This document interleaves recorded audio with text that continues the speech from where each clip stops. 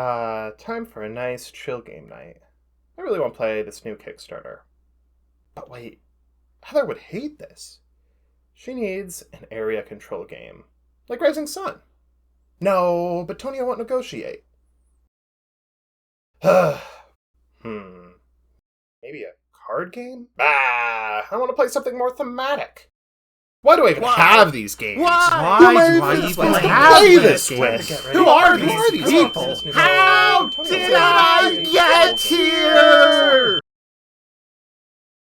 Hi, I'm Jerome, and I've mostly recovered from my mental health crisis. I like board games. Just a little bit. But more importantly, I care about the culture of gaming. While there are plenty of pillars of our community, whether review channels, or watch it played, or video tutorials, there's a particular facet of this hobby that I want to elaborate on. A kind of gamer personality type. Who's at the table? Is it your family game night? Is it your best friends from high school? Or is it your coworkers? We'd think that the game at the table would define the dynamic of the evening, but I counter that it's the people that are brought to the table in the first place that shape the entire event. When we understand ourselves better, we can coordinate an event better and play better games for the good of us all.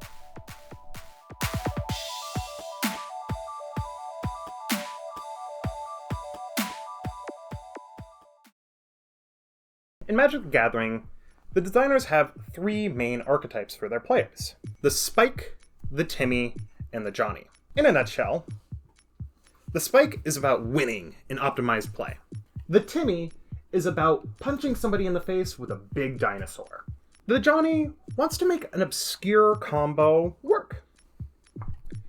It's targeted in the context of Magic, yes, but putting people into bins like that rubs me the wrong way. So I want to take this idea and propose three new axes, the three F's as I'm calling them: feats, flavor, and feel. These are meant to capture the drive, the motivation of the players, and coalesce into a spectrum of colors. We can view ourselves, or games, in this color blend. So if my friend is 100% flavor, 80% feel, and 20% feat, that would give them an azure personality color. A great azure game to play would be Treasure Island. Let's get into detail about these and provide some examples. We're going to start with feats, because the feat player would want to go first, because it has a tactical advantage. These people are driven to conquer the game. It's not about winning per se, but rather beating to a pulp the game in front of them. Ah, the pulp. It smells like victory points. As a name associated with it, this kind of analysis paralysis or power gamer mindset. These players need to stare. Infinite realities swirling in their mind. Meeples in infinite places. Optimizing the perfect world for their strategy. Only if they roll above a 4 right now. I don't want to say that these people are aggressive, but I'd use the term cunning. They view the game as a battle of wits that they need to perform their best in. Especially in first place, these are the people going to be asking the questions to ensure that they know the rules completely before making any decisions. And there are plenty of other reasons to be a feat lover. Flavor-minded people want to revel in the theme of the game and immerse themselves in the stars. They want to play a game because there's a space lion on the box. And they'll find out how many hours it takes to actually play that game afterwards. The burdens that a flavor-blinded player has to carry. But it's more than just space games. It's about the presentation and the theme of the game in front of them. If there's miniatures, they're there because they add aesthetic. If they're gonna punch a dinosaur, there better be a giant freaking dinosaur to punch. Now, it's more than just table presence, it's what you do in the games. The actions performed need to be thematic and flashy. I'm going to be building a copyright distinct Death Star on my turn. I'm rolling 8 dice and attacking with my giant scorpion. I'm talking to a ghost in my ghost voice. All of this centers around building memories, and is driven together by a good theme. I do want to emphasize, this is not just saying these people care about bigger is better. Something as simple as Pandemic, a game with cubes, can capture the mind of a flavor player because you're all doctors working together to save the world. But when bigger is available, oh, I'm picking bigger every single time. Now, it's time to catch a feel. The biggest consideration to these type of players is what's happening above the table. Who's there? How are we interacting? When are we laughing? This is grade A party game territory because a party game is designed as a vector for banter. It applies also outside of that territory as well. Negotiation, attacks, all around interaction. These are things that appeal to a feel-minded player. Now I want to stress that this isn't the casual gamer. I would retort that these people are actually highly invested in the social contract. Feel-minded people are going to be sharing the hobby, drawing in the unaware, and an easy step to do so is the social game. So, a feel player might be surrounded by casuals or people that are unaware of the hobby, but they are driven in their own way. So we have our motivations, our feats, our flavor, and our feel. Allow me a tangent for a minute to talk about color theory, and then we'll come back to games. Imagine you are a computer screen. You are made of a bunch of pixels, and each pixel has 3 lights. Conveniently, red, blue, and green. Yet, we get all colors from our computer screen by mixing these 3 hues. That's because the computers are calibrated to our human eyes, which have a red cone, a blue cone, and a green cone. Normally we think of color theory in like the mixing theory of like the reds and oranges and yellows, but here we're talking about light theory. When we mix our colors, we can think of something like this in our passions as well. So I could say that I am a 100% flavor-minded player, roughly 40% feet-minded player, and 10% feel-minded player. When we mix these hues together, we get this lovely lavender. We're going to focus on the key hues for this video, but note we'll talk more in the future about what it means to blend all of this together. And for you nerds out there that want a really deep dive into color theory, here's a helpful little video. To begin our tour of colors, we're going to start with pure red, 100% feet. This is the territory of the Euro game. There will be victory points. There's going to be minimal luck factor, and something that comes to mind is Concordia. Concordia is a great example of a Euro game at its core. Concordia is a game where at the beginning you can plan out almost everything, and you have full knowledge on what's going to happen for most of the game. Moving towards green a half step, we get orange. This is best shown off with abstract games. Abstract games are a battle of wits against a capable opponent. You are still playing optimally to yourself, but inherently the challenge comes from who you're facing. When we get to half and half, we enter our yellow territory. This is kind of a blend of the war games or the mean Euro. While associated with complexity, the focus here is the key factor of logistics versus logistics. In Huang, which is a reskin of some older Reina Knizia games, you can have a plan so long as the other players don't unify to stop your plan. On a less violent, non-wargaming front, Hansa Teutonica is a great example of what I call a mean Euro. There are still victory points at the end of the day, but all of the gameplay comes from the personal optimization about your plans interfering with your opponent's plans. Our next set of colors begins with lime. Lime is the era of social deduction. Now, lime can be a turnoff for a lot of feel-minded players. However, these are inherently talking style games. The gameplay is logical, which leads that little bit of red, and it can capture a lot of people. Werewolf is a camp classic because it can appeal and get into a lot of those minds quickly. But it doesn't have to be simple social deduction. Something like Blood on the Clock Tower is a complex take on it. Now we're at pure green. Yeah, it's party games. We knew it was coming. We know what a party game is, and I would just want to highlight CMYK games as masters in this green, feel-minded space. Dream Crush is a wonderful game about reading each other. You have pictures, and you talk to each other and have just a silly little conversation. Some of their other games, like Wilmont's Warehouse, are about creating group memes. And of course, there's The King, which is Monikers, which started as a parlor game meant to entertain. Hence, feel. Now we're starting to get into the flavor territory. We've added a bit of blue, and now we've reached this mint color. Mint gets us into the negotiation or bluffing territory.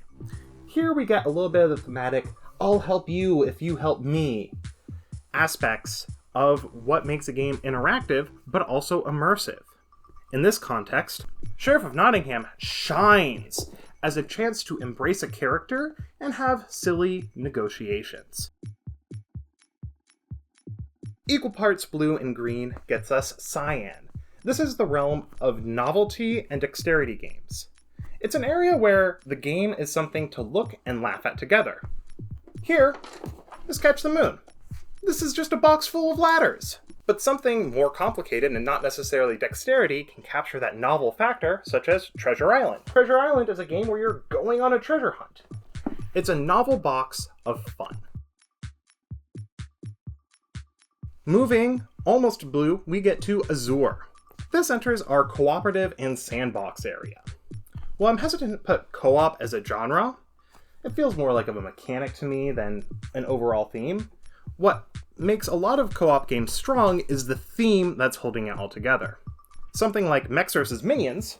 Mechs vs. Minions is a huge box, but you're working together as a team in the space of League of Legends. Similarly, the sandbox games have a lot of flavor to them, with just a little bit of feel of laughing at other people, going through their own world, and developing their own chaos. Something like Galaxy Trucker. Galaxy Trucker is a great example of a game that captures that sandbox fun.